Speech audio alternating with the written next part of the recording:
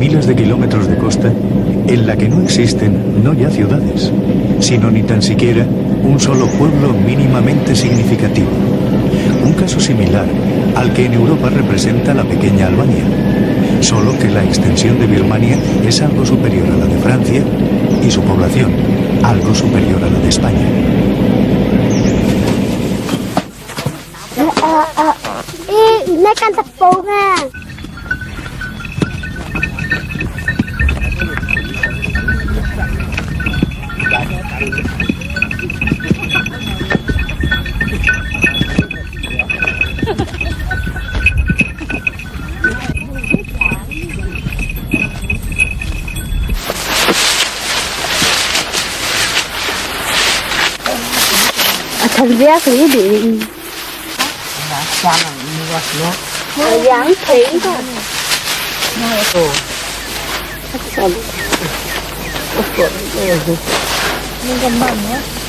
El hecho de que Birmania mire más al interior que al exterior, de que sea uno de los países del mundo que vive más replegado sobre sí mismo, hay que atribuirlo fundamentalmente a un factor religioso, el budismo, que es a la vez cultural y moral, y que, como veremos, impregna e informa, hasta en los menores detalles, la vida cotidiana de sus habitantes.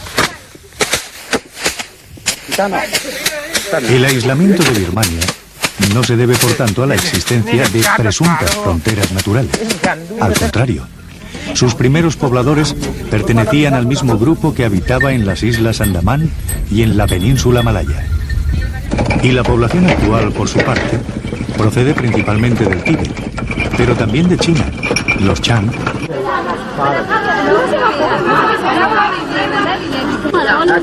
Eso sin contar la población de origen indio, de origen chino y en menor medida europeo, ni las minorías birmanas que existen en los países vecinos como Bangladesh o Tailandia. En la práctica, el país vive en malas relaciones con casi todos sus vecinos. Consciente de esa singularidad birmana y deseoso de romper al mismo tiempo con un pasado reciente que hizo de Birmania un juguete de los japoneses que la invadieron o de los ingleses que la unieron a la India, el gobierno actual ha cambiado el nombre histórico del país por el de Myanmar, que en birmano significa rápido y fuerte. Un nombre que es toda una declaración de principios. En un país occidental, el cambio hubiera sido acogido tal vez con sorna. En Myanmar, por el contrario, ha obtenido una amplia aceptación.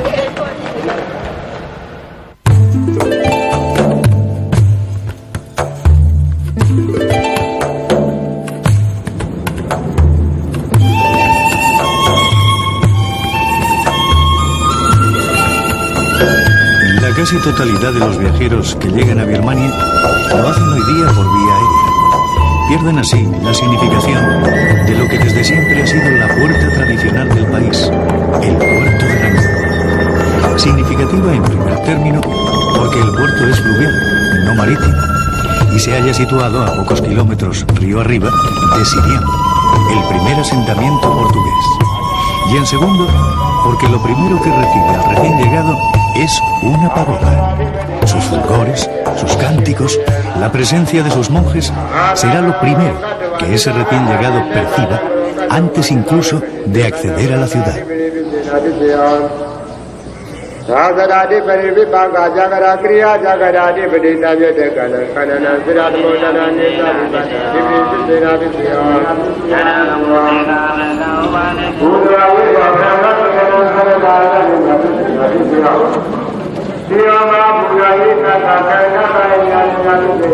Semejante recibimiento sugiere el encuentro con una ciudad diferente, y Rangún lo es.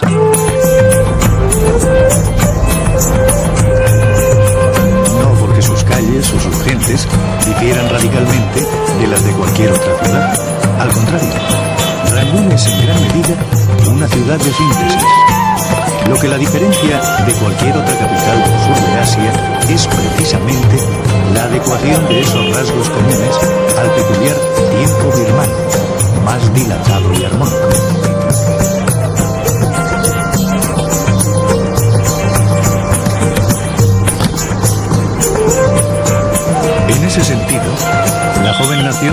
no se ha forzado a inventar su propia arquitectura, sus propios monumentos.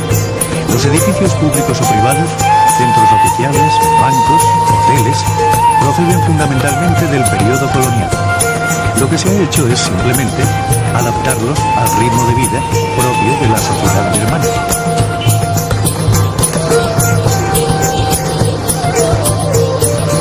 Y con ello se ha logrado que la bellísima ciudad que es Rangún se haya librado hasta el momento de los engendros urbanísticos y arquitectónicos que caracterizan a las principales ciudades de los países vecinos.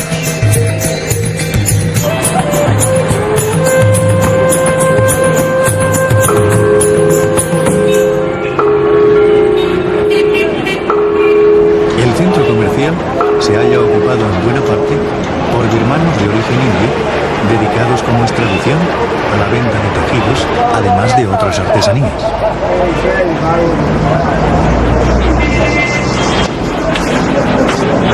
What's your country?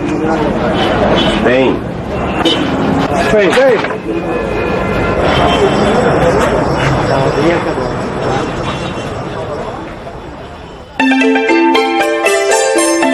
Junto a ese distrito, el barrio chino.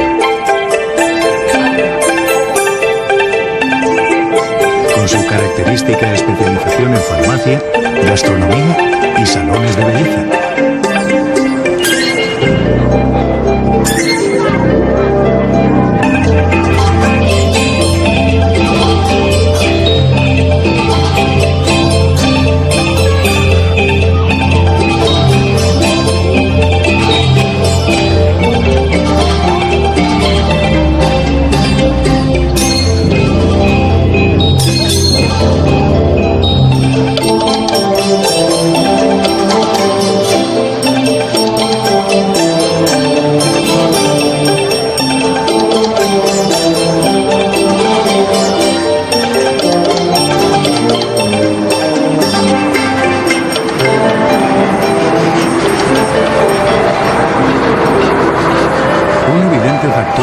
Entre birmanos propiamente dichos y birmanos de origen chino es sin lugar a dudas el budismo, religión nacida en la India, ampliamente extendida en China y que aquí es consustancia del país.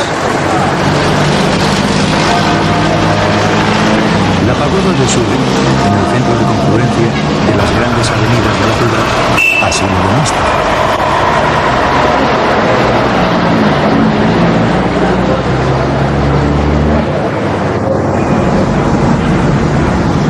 Y otra expresión externa de esa cohesión, el tradicional atuendo birmano, la chaqueta china, la falda india.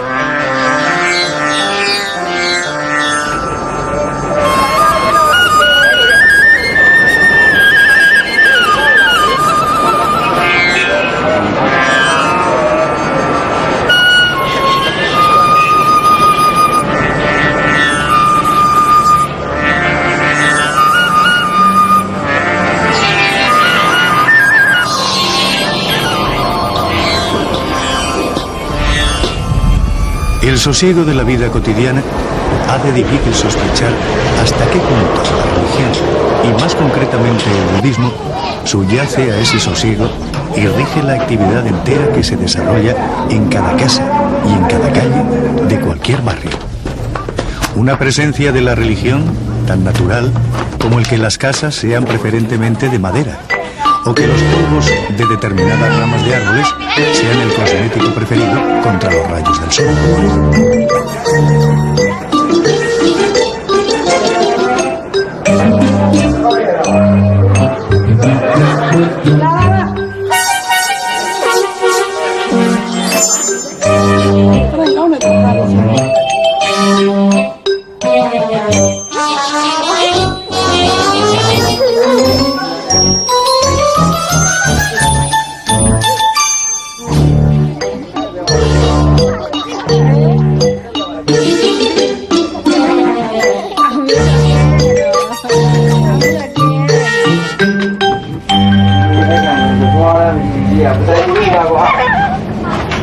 El dinero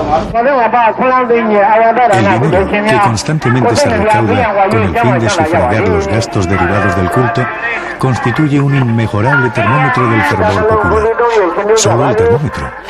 El culto no es más que la manifestación externa de un modo de vida esencialmente inspirado por el budismo. Todo birmano, en la práctica, ha sido alguna vez novicio budista, y esa experiencia está destinada a ser la gran experiencia, especialmente la primera vez, en la infancia.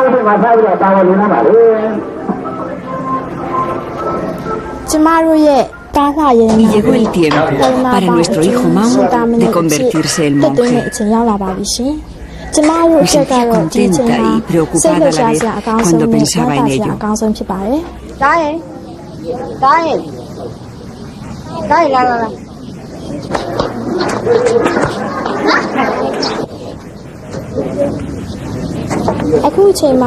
Mi marido y yo no le hablábamos de otra cosa. A sus 7 años teníamos que hacerle comprender el significado de hacerse monje.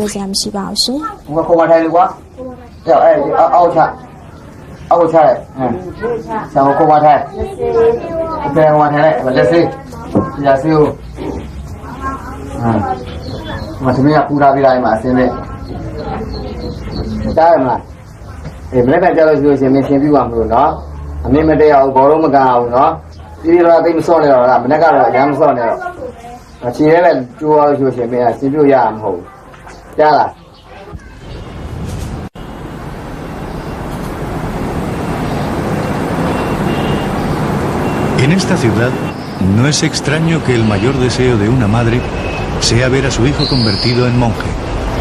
Rangún, una de las ciudades más ajardinadas del mundo, alberga entre su alrededor más de 5.000 monasterios con unos 500.000 monjes. Decididamente, aquella pagoda que nos recibió en el puerto de Rangún no era un templo construido pensando en el visitante, sino uno más, entre cientos de miles.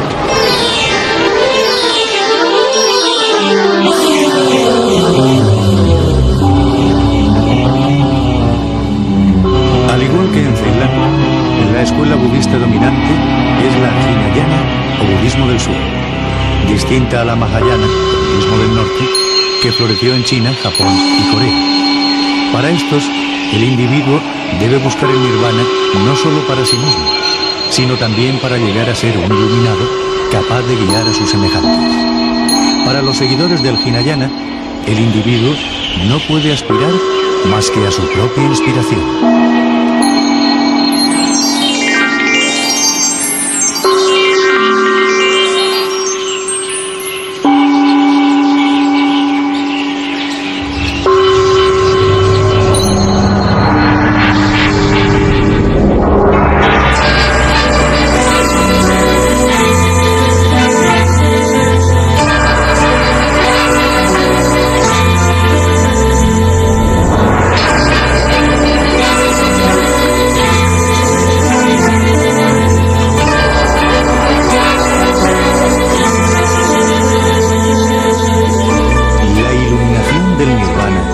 Simbolizada por el oro que recubre la pagoda de Surdagón o Gran Pagoda, ¿es el objetivo de los miles de fieles que cada día acuden a ella? Probablemente. Probablemente el objetivo es algo que dejan en manos de los monjes y monjas. Ellos acuden simplemente a realizar las preces que mejor propician la feliz solución de los problemas diarios inherentes a su única certidumbre, su actual existencia.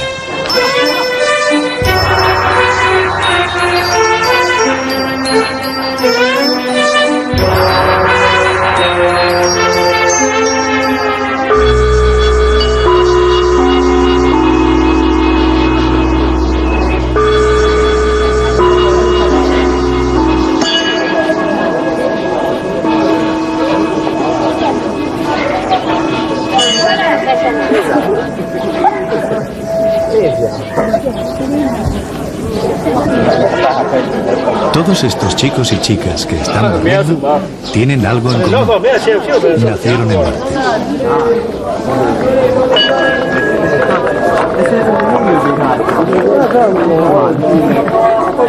Mañana barrerán los voluntarios que nacieron en miércoles. Y sea cual fuera el día de la semana en que han nacido, hay un espacio reservado para ellos ante unas imágenes que son sus imágenes.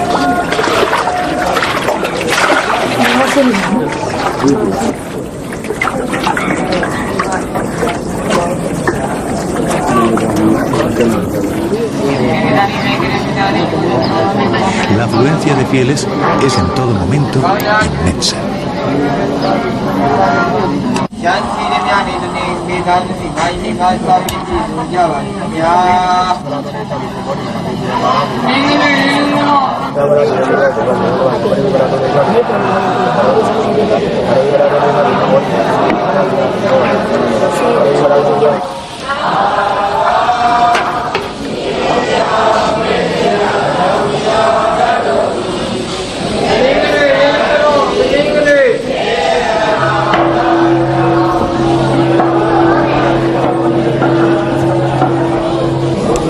La mayor parte de las cúpulas están revestidas de láminas de oro, salvo la central, cuyo revestimiento es de lingotes de oro macizo y pesa más de 60 toneladas.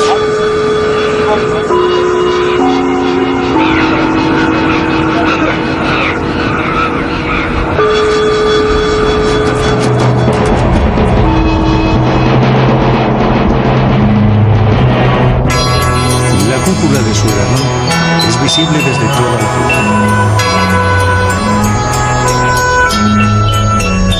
Y es difícil, en todo el territorio birmano, encontrar un punto desde el que no se divise un templo, una pagoda o un monasterio.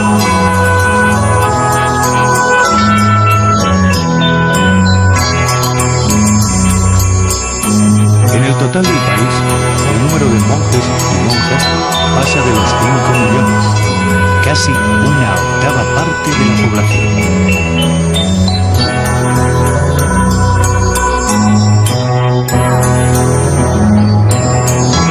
Aunque el dinero que manejan proveniente de las limosnas sea mucho, los votos de pobreza y castidad son observados escrupulosamente.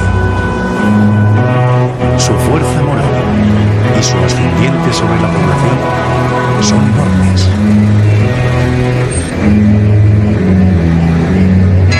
Y es en esa comunidad en la que va a entrar temporalmente nuestro pequeño Mao.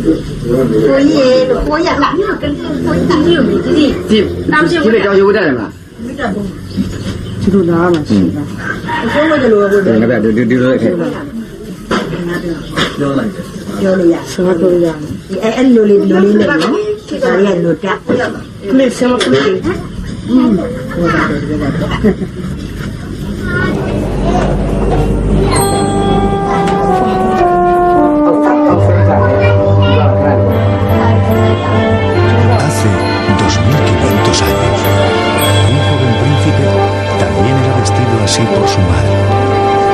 El padre del niño había vuelto a palacio después de 7 años de ausencia. Ya no era el príncipe Siddhartha, sino el propio Buda. Y el niño fue a su encuentro para reclamar su herencia. Y Buda dijo a su hijo: el príncipe que salió de este palacio desapareció para siempre. Yo no puedo darte otra cosa más que el hábito de los que buscan la verdad y un cuento para pedir tu comida y recibirte como monje de nuestra orden.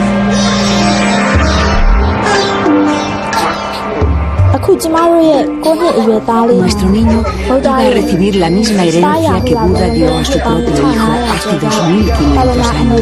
Iba a ser del linaje de Buda.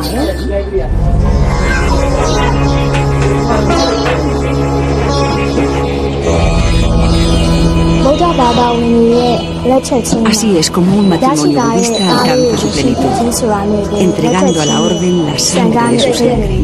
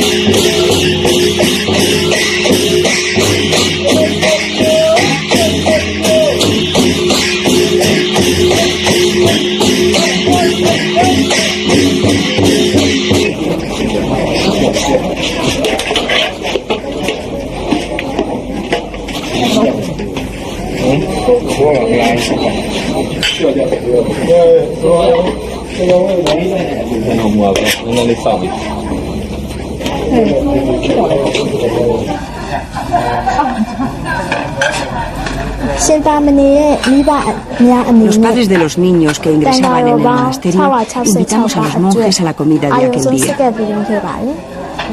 Es inolvidable para mí aquella visión de los monjes compartiendo nuestra comida.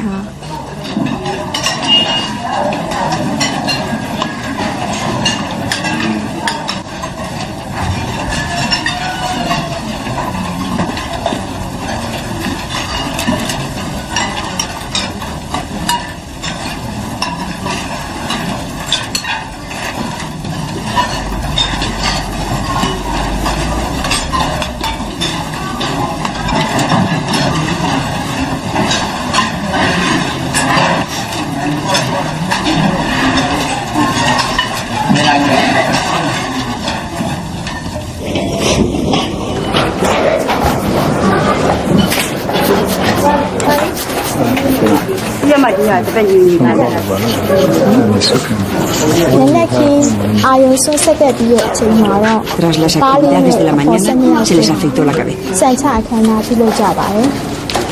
Unido y yo recogimos el pelo de nuestro hijo en un paño para enterrarlo cerca de la pagoda.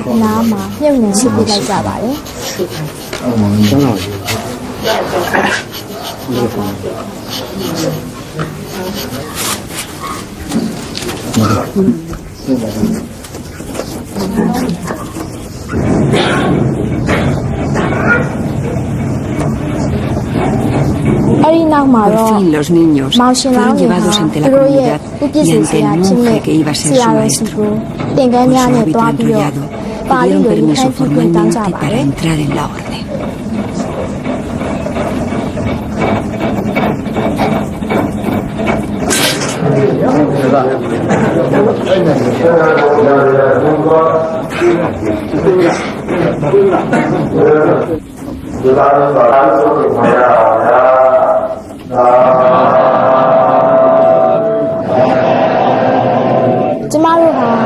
Nos postramos a sus pies en señal de obediencia. Ya no era nuestro hijo, sino el hijo del propio Buda.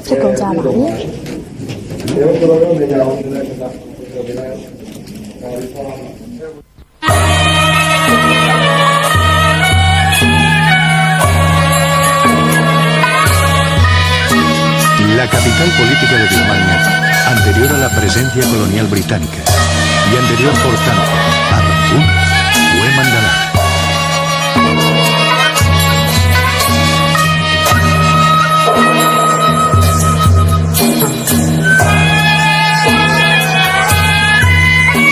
Mandalay quiere decir centro del universo, y hacia ese centro señala el Buda desde la colina que domina la ciudad.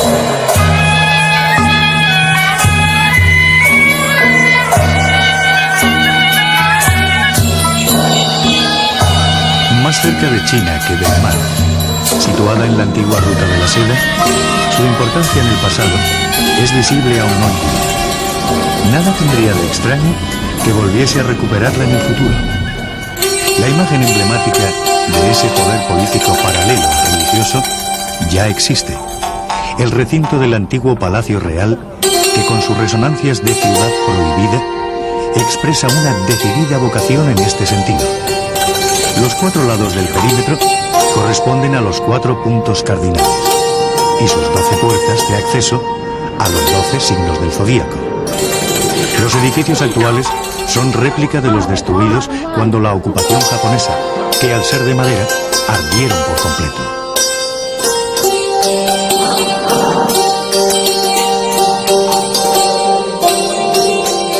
Expresión de similar voluntad de capitalidad espiritual es la que nos ofrece la vecina pagoda de Kutodong, también conocida como el mayor libro del mundo.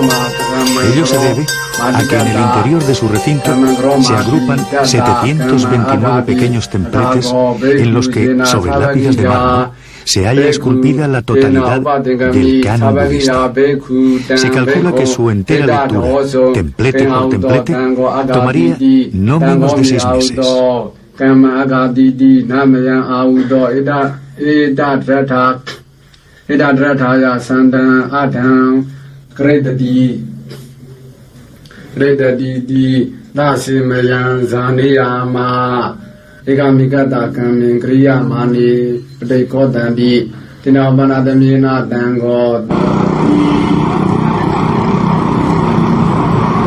En contraste con el esplendor de los templos y los edificios públicos, las calles de Mandalay son trepidantes, polvorientas y algo suburbanas. Las nubes de polvo, que en determinadas épocas del año es muy denso, se deben a la sequedad esteparia del contorno de la ciudad. Pero el río es caudaloso y sus aguas permitirán satisfacer todas las necesidades que el crecimiento de la ciudad requiere en el futuro.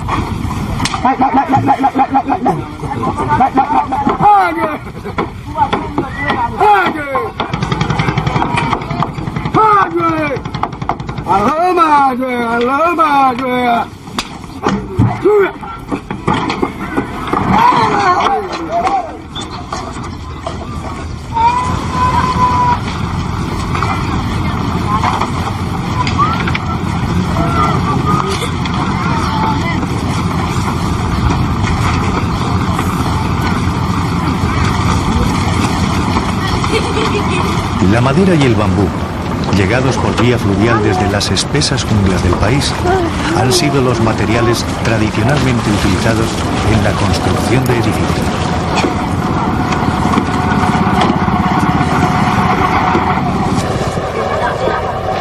En el pasado, una buena parte de los monasterios también se construían íntegramente con madera.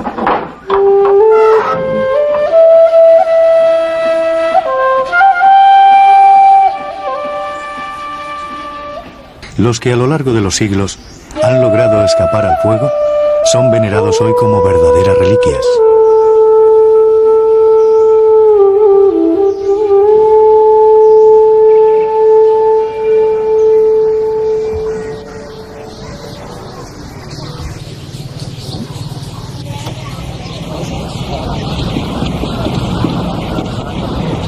El riesgo de incendios, incrementado por el uso de carburantes domésticos antes desconocidos, ha contribuido al abandono de las técnicas tradicionales de construcción.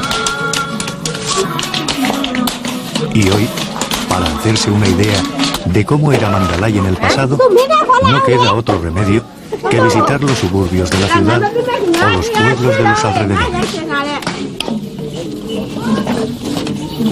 En Birmania, hasta el presente, el ladrillo estaba reservado para la construcción de edificios de carácter sagrado.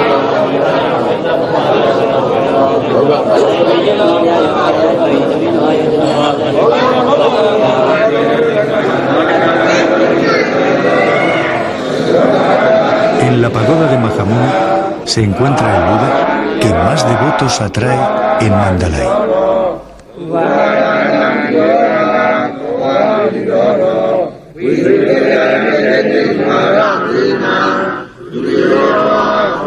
La imagen, vinculada por la tradición al propio Gautama, ve crecer de año en año el espesor de oro de la base en la que se halla asentada. Los fieles aportan las láminas de oro y los servidores del templo se encargan de adherirlas de inmediato.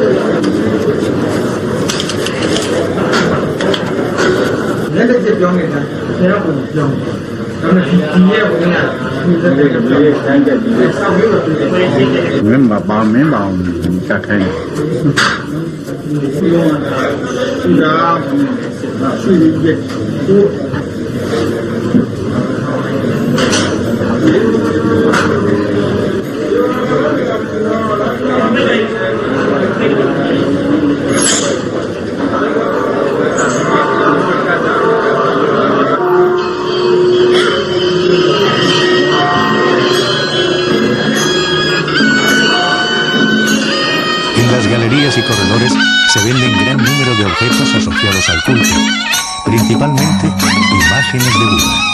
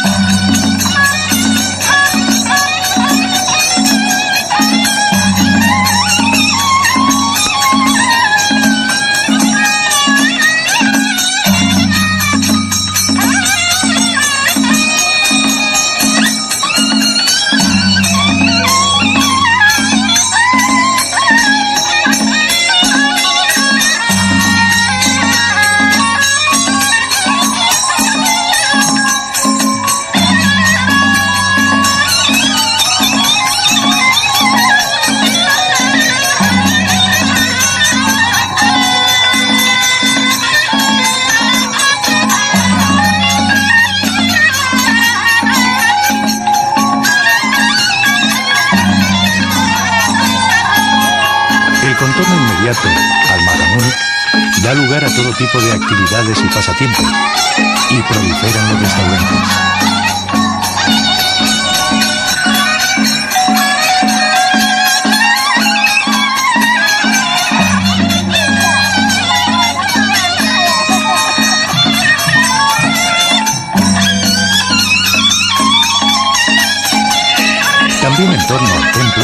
se agrupan talleres y más talleres de escultura, cuya producción tiene un solo protagonista: Buda.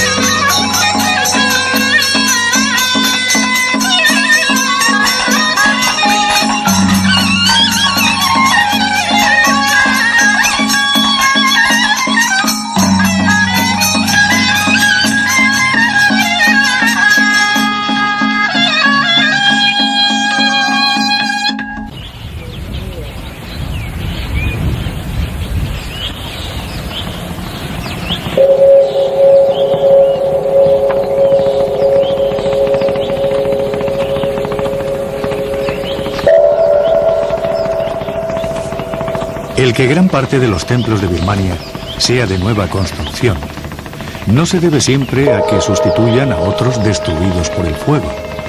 En algunos casos es así, pero en otros se trata de templos sencillamente nuevos, y eso no es más que el reflejo de un hecho indiscutible. Las creencias religiosas del pueblo birmano se mantienen no menos vivas en la actualidad que en el pasado.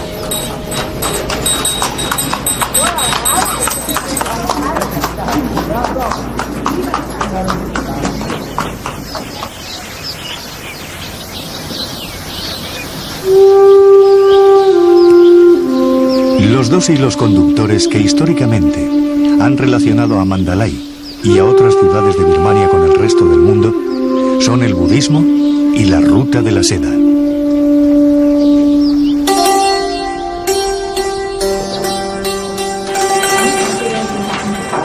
Y aunque la industria de la seda perdura aún hoy día en Mandalay, lo que realmente subsiste tan vivo ahora como en el pasado es el budismo.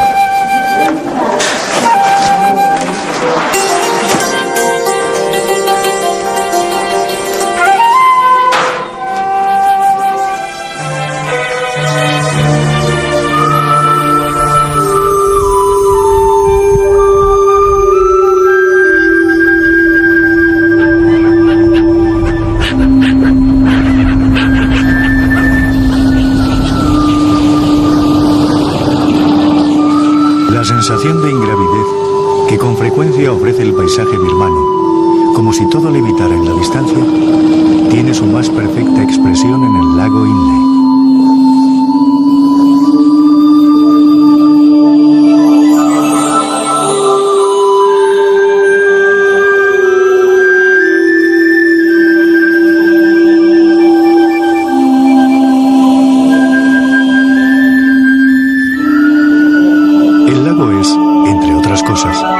Todo un símbolo de la singularidad birmana. Empezando por el hecho de que donde mejor agua y vida se integran en Birmania no es en cualquier punto de sus costas, sino en un lago del altiplano. Por lo demás, son muchas las cosas de aquí que carecen de equivalente en cualquier otro lugar del mundo. Así, los cultivos flotantes, asentada por piezas sobre estacas de bambú. Y el resultado es una insólita producción de toda clase de hortalizas.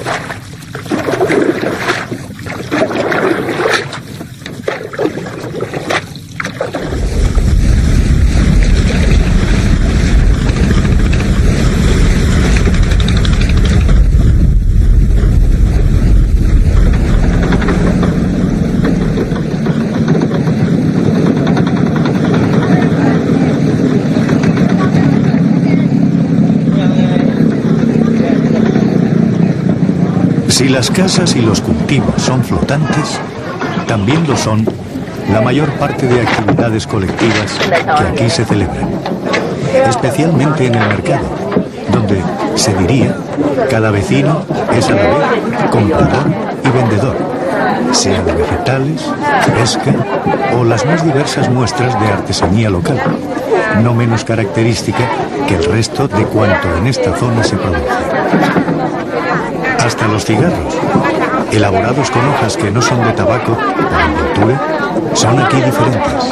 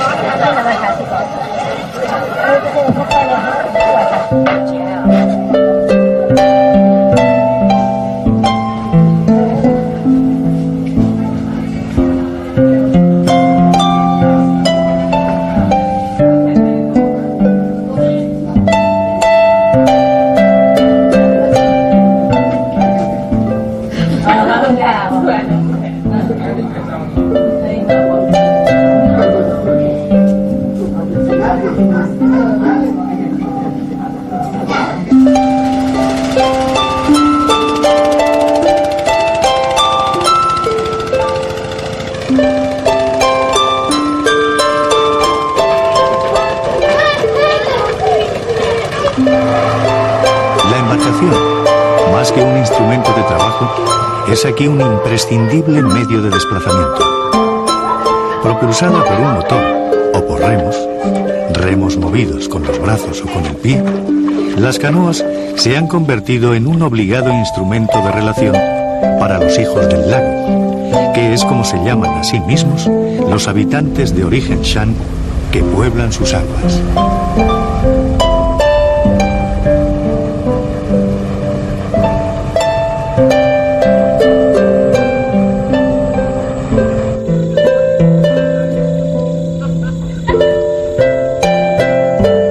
La vida colectiva es la misma que en un pueblo cualquiera.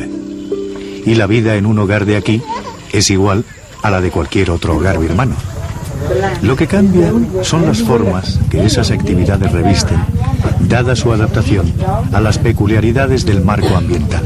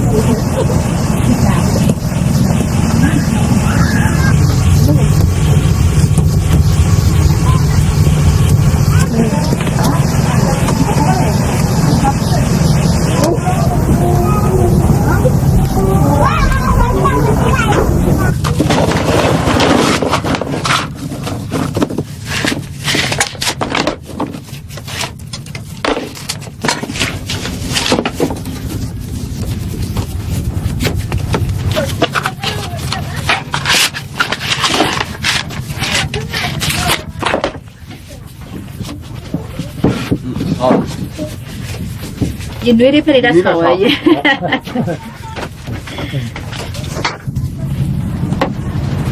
Cái sự như thì ta mua đây không ba?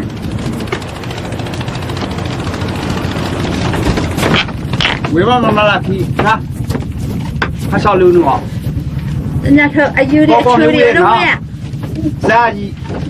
Hai nữa rồi.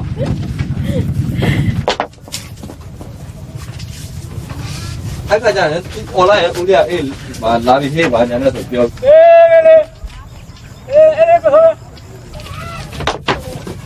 Ê, cái gì nó to khá rồi. Cái cú che làm.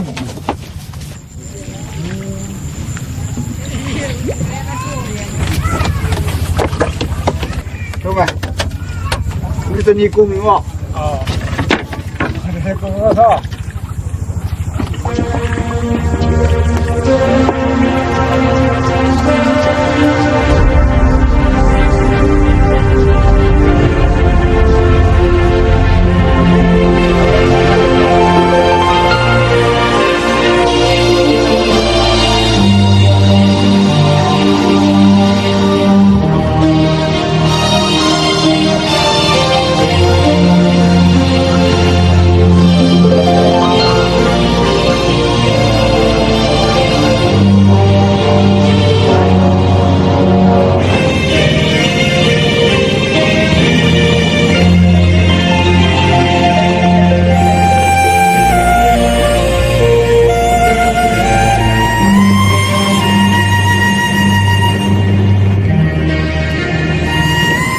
sentido que el país viva de espaldas a las posibilidades pesqueras que ofrecen sus costas? Para los pescadores del lago Inle, lo que tal vez carece de sentido es esa pregunta. Ellos se entregan a su labor utilizando arte sin equivalente, y qué decir tiene en el mundo entero. Y con eso les basta.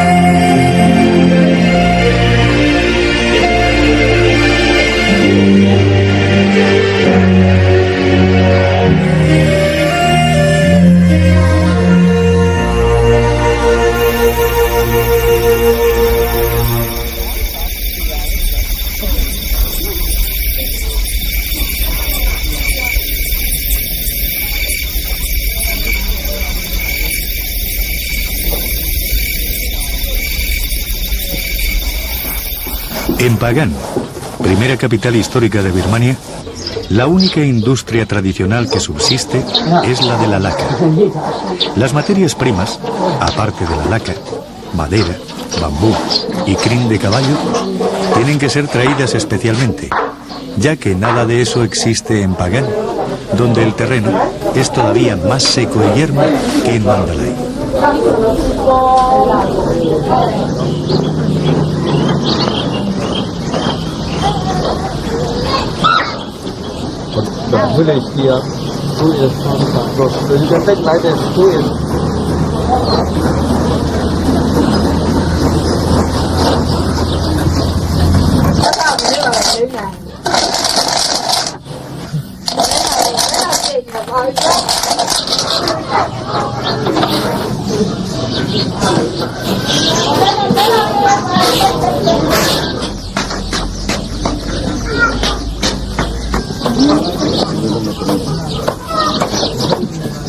Tampoco puede hablarse hoy de Pagan como de una ciudad propiamente dicha. Lo que hace un milenio floreció hasta extremos míticos como capital es hoy apenas un pueblo cuyos habitantes viven exclusivamente de la laca y de la atracción que ejercen los 40 kilómetros cuadrados de pagodas todavía existentes, la mayor parte de ellas en estado ruinoso.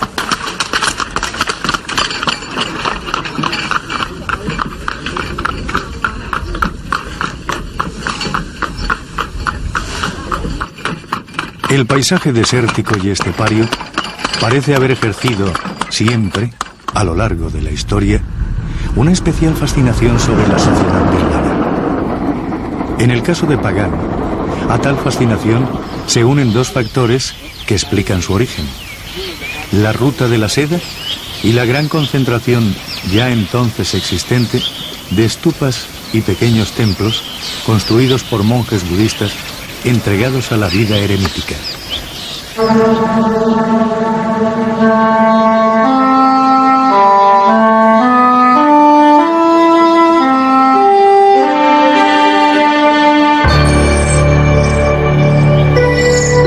Todo empezó hace poco menos de 1000 años, cuando el enérgico rey Anorata supo que en su ciudad vivía un eremita, un monje budista que procedía del reino de los Hmong, allá en el sur. La vida de los eremitas de entonces no difería probablemente demasiado de la que hoy día siguen llevando los monjes ermitaños que se entregan a la meditación en sus cuevas.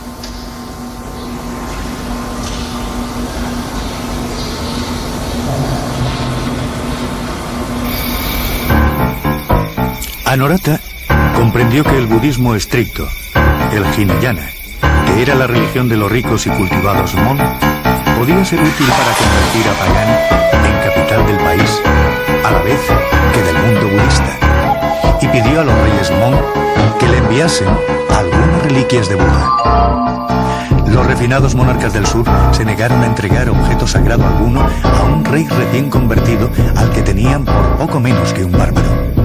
Anorata se encontró así, pues, con un pretexto servido en bandeja para invadir el reino. Lo hizo, y con la victoria se trajo a Pagan cientos de elefantes con un cargamento de reliquias y escrituras, así como los propios reyes Hmong, en calidad de prisioneros. Para conmemorar el hecho, construyó la pagoda de Suesandó.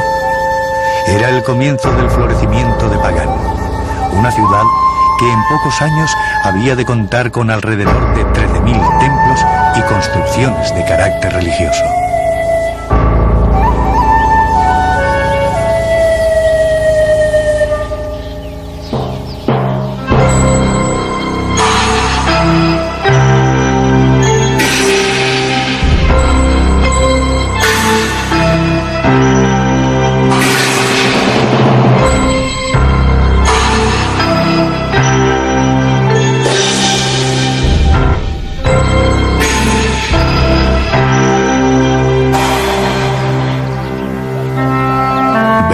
Después, Anorata empezó a construir la gran stupa de Suesigon.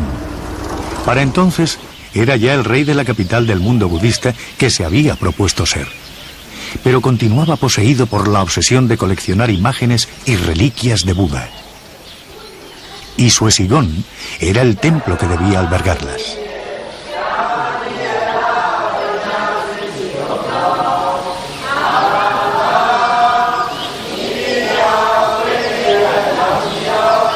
La cúpula de oro, en forma de gigantesca campana, colocada sobre un enorme estrado, sería ya para siempre el modelo de toda stupa birmana.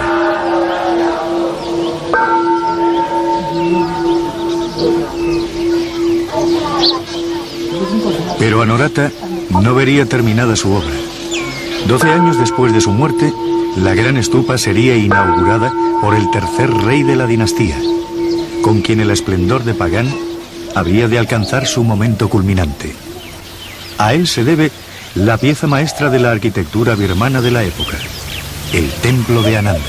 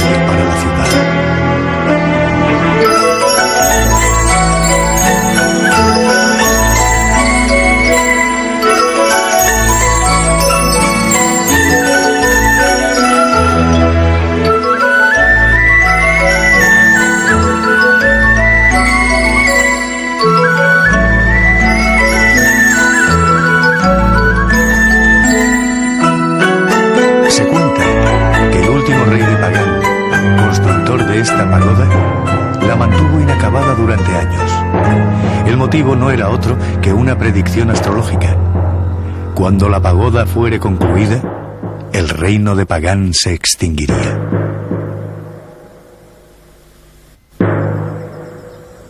Con los años, no obstante, el mismo monje astrólogo que había formulado la predicción sugirió al rey que la terminase. ¿Y la destrucción de mi reino?, preguntó entonces el monarca. Todo pasa, le dijo el astrólogo, y al igual que tu reino, pasará el de quien lo destruya. Pero esta pagoda permanecerá como la gran obra realizada bajo tu reinado. El rey accedió y la pagoda fue terminada.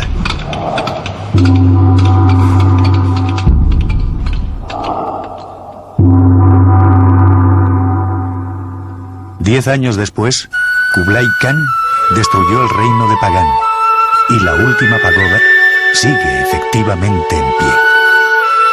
Pocas leyendas hay que ilustren tan a la perfección la identidad